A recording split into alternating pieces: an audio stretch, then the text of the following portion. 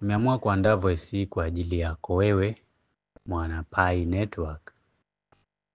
Nina ujumbe nahitaji kukufikishia. Ni safari ndefu ambayo tumepita tangu kujua mradi wa Pi. Kila mmoja ana muda wake ambao ameishi nao katika mradi huu wa Pi. Ila hatima yetu katika hatua ya awali tumeshaiona. Hicho ni cha kumshukuru Muumba. Tumefika Open Mainnet salama na tumeona nini tulichokitafuta na tumefika nacho vipi, na hiyo ni hatua kubwa. Hivyo tunapaswa kujipongeza kwa kile tulichokichukua kwa muda mrefu, mzigo tulioubeba kwa muda mrefu na changamoto za hapa na pale katika mambo mbalimbali mpaka kufika nao salama.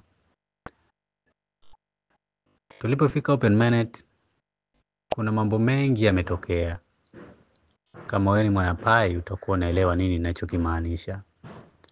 Ni mambo ambayo yamesababishwa na mambo mbalimbali katika sintofahamu za mradi na mategemeo hasa katika upande huu. Hivyo safari yetu ya Open Mainnet imekuwa ni mwiba kwa upande fulani na ni mwiba mkali kwa upande fulani. Ila sio wote kwao waliona ni mwiba, bali kuna wengine waliona kuwa ni fursa na kumshukuru Muumba kuwa tumefika na sasa tunaanza safari njema. Safari mpya kwa mwendo mpya. Hii niseme ni mawazo mazuri au ni hatua nzuri kwa wale ambao wameweza kufahamu na kuelewa fursa ambayo Pi imeitengeza katika ulimwengu huu wa sasa. Katika masuala ya sarafu za kidijitali hatuangalii mradi katika hatua ya awali. Hasa mradi ambao una malengo ya muda mrefu. Hivyo kwa wale ambao wanaelewa mradi wa Pi ukiwa na malengo ya muda mrefu, basi watakuwa wamenifahamu nini ninachokimaanisha. Haijalishi Pi imeingia na thamani gani, lakini imefanikiwa na imeonesha uthubutu kwamba inaweza, na sasa ni wakati wa kuanza kurasa mpya katika kujenga utility mpya kwa upande wa Pi. Hivyo badala ya kubaki kulaumu Pi Network, kulaumiana sisi wenyewe community na wengine kukata tamaa kutokana na mategemeo ambayo mtu kajiwekea kutokufanikiwa, inapaswa tujipongeze, tuungane, tupeane moyo. Kuna walioteleza katika kufahamu mradi, ni mambo ya kawaida kwa binadamu. Lakini tunapaswa kuchukua funzo na katika hali ya chanya zaidi. Funzo ambayo tunapaswa kulichukua ni kujifunza yale yote ambayo tumeeleweshwa katika masuala ya sarafu za kidijitali katika ulimwengu huu mpya wa digital cryptocurrency. Kuna mambo mingi wakati ukiwa kwenye safari hii ya Pi ulijifunza. Umejua sarafu za kidijitali ni nini, umeona uwezekano kumbe wa kuweza kufanikiwa kukusanya sarafu kupitia simu yako ya mkononi, na kweli ile sarafu ikaja ikawa ni fedha ambayo inaweza kutumika katika maisha ya kila leo. Hilo sio funzo dogo. Umekutana na watu, umejuana na watu mbalimbali. Ni hatua kubwa. Umepata kuona fursa mbalimbali za kidijitali. Ni hatua kubwa na unapaswa kushukuru, na hakika Muumba kakuchagua. Mafanikio yana dalili ya kuonesha kuwa uko katika safari ya mafanikio. Sawa? Na tuseme wazi kuwa kila unapoona giza linazidi kuwa totoro, linazidi kuwa nene, basi elewa asubuhi inakaribia. Hivyo Pi imetuonesha njia na mwanzo wa kuweza kuona kuwa kumbe kuna uwezekano wa kuweza kuwa na nafasi ya kuweza kupita katika sehemu hizi za kidijitali na kuweza kutengeza mafanikio ya kweli. Pi tunaendelea nayo, lakini sasa ni wakati wa kufumbua macho zaidi na kujifunza zaidi, kuangalia fursa mbalimbali ambazo kupitia somo la Pi tutakuwa tumejifunza kuna uwezekano kumbe wa hichi kitu kufanyika na ikawa kweli ni tija.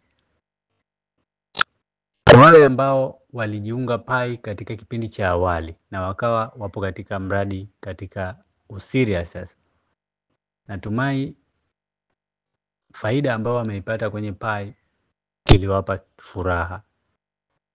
Iliwapa furaha kwa sababu walikuwa na nafasi, wametengeza nafasi ya kuweza kutengeza coin nyingi na kuweza kunufaika. Ni tofauti na wale ambao walichelewa lakini wakiwa pia na mategemeo mbadala. Hawa ni watu wawili tofauti. Kama ulipata $10,000 kwenye Pi, basi sio pesa ndogo. Sawa? Sio pesa ndogo, na wapo watu ambao wametengeza zaidi ya hata $10,000 kwenye Pi. Hatuzungumzii kuhusiana na pesa kwamba labda baada ya open mainnet uuze Pi ufaidike. Hapana, tunazungumzia value, thamani ambayo mtu kaitengeza kutokana na wingi wa coin ambazo amezikusanya kwa muda mrefu. Hivyo jawabu ni moja tu kutokana na hichi.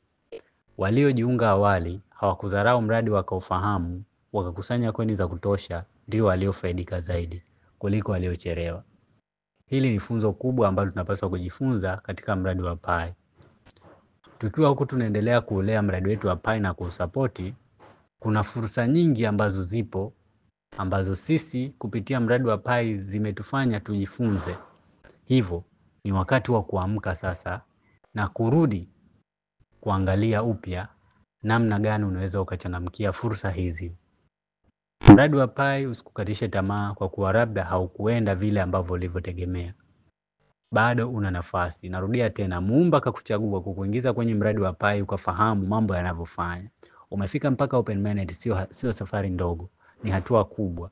Ukaona mpaka price ya Pi imeingia na unaona trend ya Pi na still una Pi na wewe ni mwana Pi. Hiyo ni hatua kubwa ya kujifunza kwamba kumbe kuna uwezekano wa kutoboa kwenye haya mambo. Sawa? Kuna uwezekano wa kutoboa kwenye haya mambo.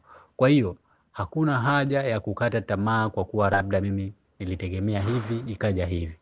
Sasa ni muda wa kuamka na kuangalia fursa mbadala, fursa nyingine, kuwa macho kuangalia, je, kuna mradi gani ambao unaweza ukawa umefanana na Pi, naweza nikajishirikisha mapema nikaweza kupata hii nafasi. Na mimi ili ikifika nafasi ikawa huu mradi umefika katika tamati, vyovyote utavyokuja basi na mimi niwe nimejitengezea position nzuri. Hicho ndicho ambacho unahitajika kukiangalia hasa.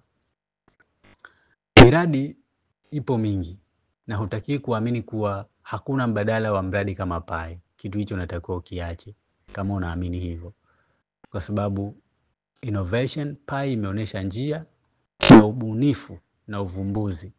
Sawa. Kwa kuwa ni mradi ambao umetengezwa na binadamu na unategemea nguvu za kibinadamu, lazima kutakuwa kuna madhaifu na kuna mafanikio yake. Hivyo kuanzishwa kwa Pi imekuwa ni motivation au ni hamasa kwa watu wengine kuanzisha miradi mingine mipya ambayo itaangalia changamoto ambazo imekumba mradi wa Pi na kuweza kuzitatua. Hivyo kuna miradi mingi ambayo imeanzishwa. Ni wajibu wako sasa kuangalia ni mradi gani naweza nikaangalia kwa umakini na kuchambua na kufuatilia, nikajiunga na kuchangamkia wakati ukiwa bado mapema. Fursa pekee ya kuangalia ni kujiunga na mradi ukiwa bado uko mapema. Sawa? Mradi ukiwa upo mapema. Kuangalia mradi ambao uko na potential nzuri, lakini sio potential nzuri pekee kuwahi nafasi wakati bado uko mchanga.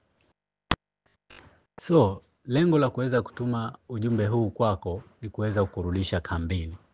Rudi kambini, rudi kambini. Sawa? Bado nafasi ya kufanikiwa kwenye masuala haya ya airdrop, ya sarafu za kidijitali, bado nafasi bado ipo. Hata tukiangalia teknolojia ndiyo kwanza imeanza, ndiyo kwanza ipo katika hatua ya awali.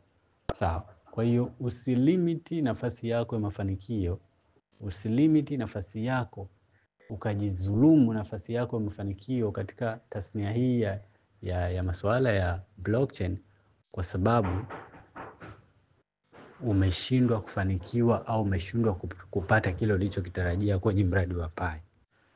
So unaweza ukaungana na community yetu ya Opportunity Nexus. Ni community ya Watanzania ambayo tuna deal na miradi ambayo tunachambua na kudeal na miradi ambayo inaendana na trending na miradi ambayo tunaona ina potential kwa kukaa chini na kuchambua miradi. Hivyo tunaukaribisha mwana Pi kwenye community yetu ya Opportunity Nexus au Nexus Community ili kuweza kujifunza zaidi. Katika opportunity hii tunadeal sana na miradi ambayo haikutozi fedha, haihitaji riski, sawa? Just miradi kawaida ambayo tumezoea hata mtu wa tabaka la chini anaweza akafanya na akaweza kutengeza kipato katika namna moja ama nyingine.